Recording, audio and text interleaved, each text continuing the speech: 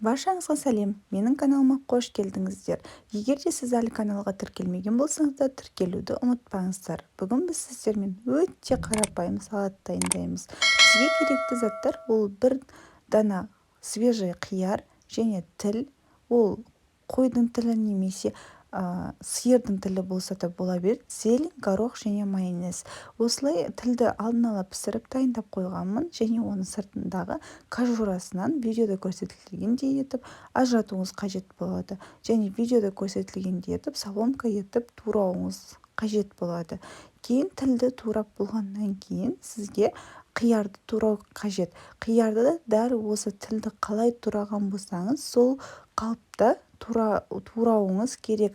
Мен осындай әдемі етіп турау үшін осындай пышақты қолдандым. Егер де сіздерде болмаса, сіздер қарапайым пышақтың көмегімен соломка етіп турасаңыздар жеткілікті.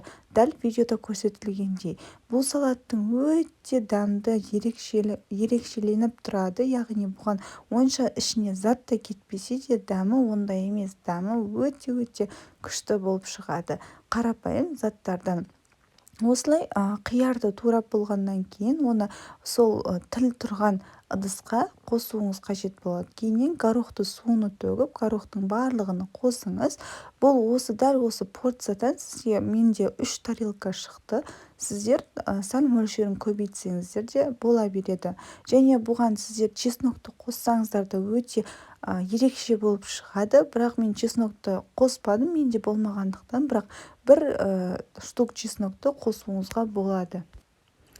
Ал зеленді осылай турайсыздағын, осы барлығына бір-біріне қосып, үстіне заправка ретінде майонезді қолдануыңыз қажет. Егер де сізде тұзы онша жақсы болмаса, тұз қоссаңыздар болады. Дәміне қарай китайский тұзды қоссаңыздар болады. Жоғарыда айтылғандай чеснокты қоссаңыздар да өте дәмі ерекшелене түседі. Бұл осы барлық затты алып, араластырып, столға қоя берсеңіз болады. Дәмі өте ерекше болып шығады. Егер де сізге ұнаған болса, лайк басып тіркеліп кетуді ұмытпаңыздар. Келесі көріскенше сау болыңыздар.